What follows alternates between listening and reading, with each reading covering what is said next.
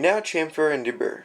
Chamfer and deburring is something you need to do after you trim your cases because trimming them can leave jagged edges and burrs along the inside and outside of the case neck.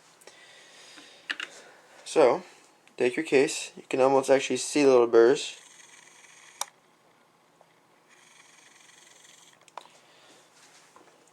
This one's for the inside.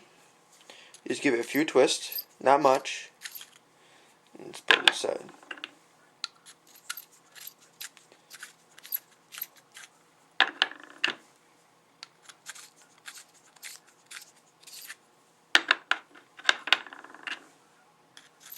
It's all these little things that matters for accuracy at long yardage. And this one here is for the outside.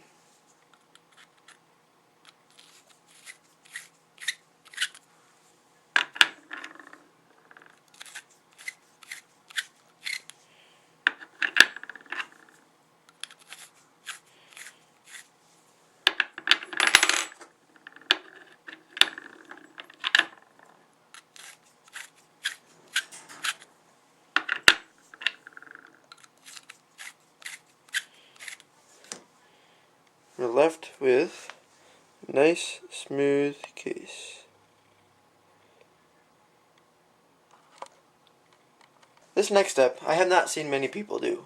It's uniforming the flash hole, which means to make sure that the flash holes are all the same exact size. So this is a flash hole uniformer tool with a stop, and it just has a little drill bit like blade at the top, at the tip. Take your case, you go through the neck, and try to get it until it peeks out the flash hole on the back side. Sometimes it's a pain to find. There we go, I don't know if you can see it there.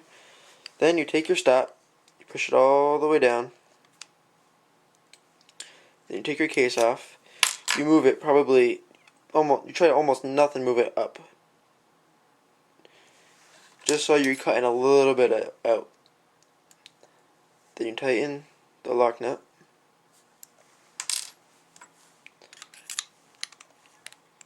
And once again, try to find the hole and just twist. Now almost nothing is cut. It's a very small cut, but could be worth it in the end.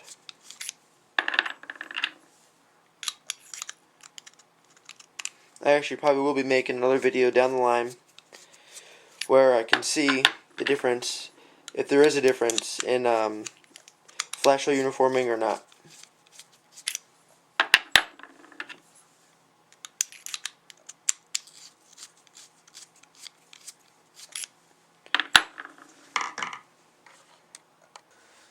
Almost done with case preparation. A lot of people don't do this, but I like to put my cases through the tumbler a second time with a finer media to get rid of any of the leftover case lube or anything else that could be there from the case preparation process.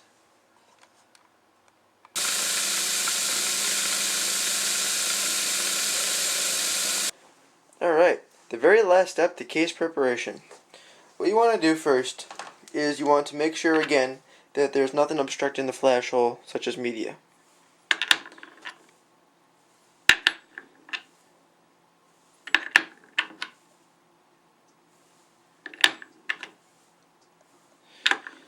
Oh, clear there. Now with your neck brush, just brush out the necks again.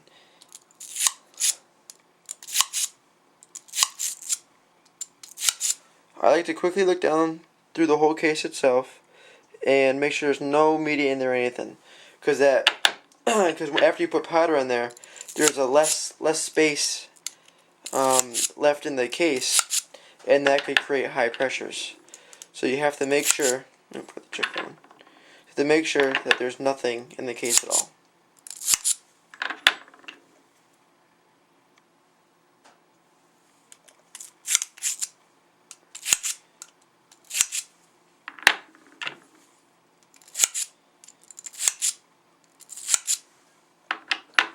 The last thing, just like your very first step, is to once again make sure there's no kind of dents or anything left from resizing or anything else like that.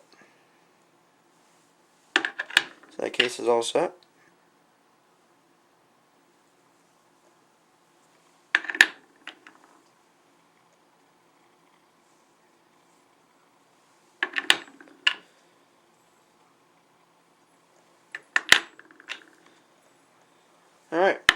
now you can go ahead and put all your preparation tools away and get ready for the next rounds. Alright, it's time to prime. I originally was going to show you guys how to do it with an RCBS hand primer. It has been my favorite way to prime. It's really quick and it is accurate if you get the real feel for it. But I recently bought a Lyman Ram Prime and I love this. It is it's not as quick, but it seats them at perfect depth, and it was fairly cheap. Came with this, and an adapter piece for small primers. All you have to do, this part here goes into, as I called it before, a shell holder. And this you screw in right to the top of your press.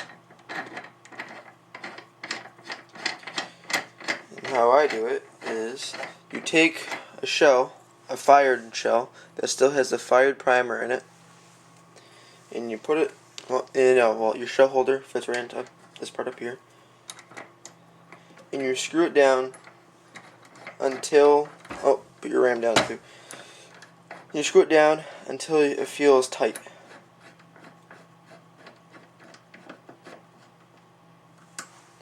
Then you lock your locking nut. So now what that should do is it should seat the primer to this priming depth right here. I'm using CCI large rifle primers.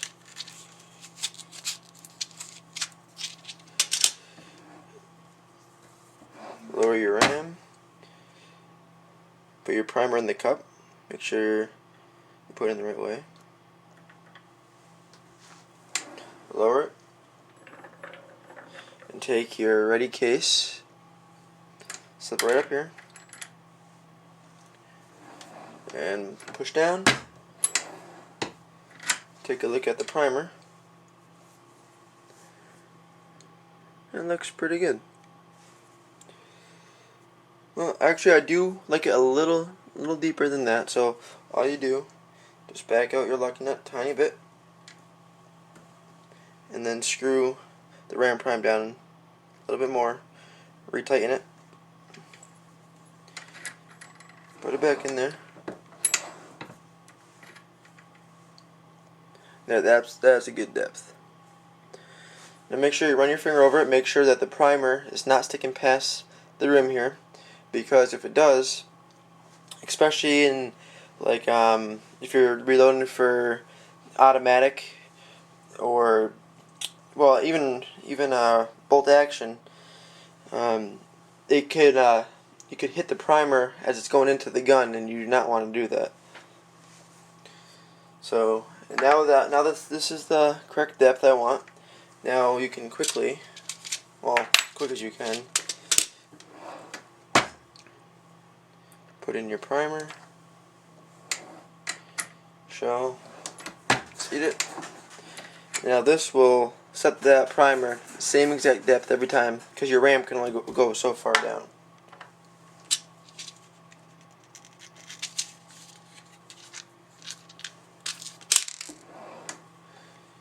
Now if you seat one too far, I'm not sure how safe it is, but I do use my my lead decapper, and I have decapped a few because I did set it too far the first time experimenting with this. I had no problems with them, but who knows. The only thing I don't like about the ram prime so far is my lead shell holder doesn't fit so tight into this, so it's a little loose. It does work, but it's a little loose.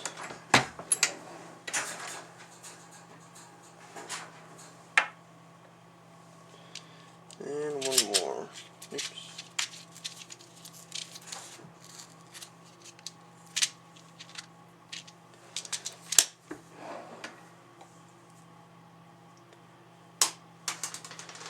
Oops, again.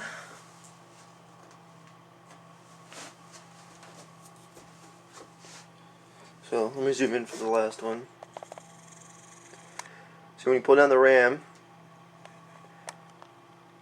this thing, oops,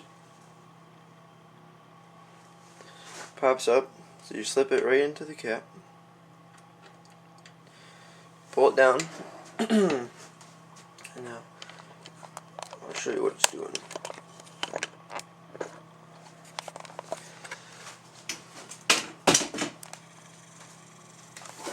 So this part here is extruded in the bottom, and remember we put this thing in, which pushes up that piece. So it hits that, which pushes this up, and it's gonna stop exactly where you want it to. Alright, let's write the last one here.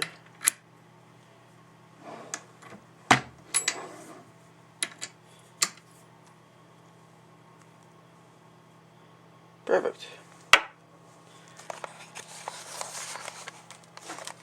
Like I said before, this is a very good tool. It is expensive for a hand tool, it's like $60. But I do recommend the Lyman Ram Prime. Here's the box it came in.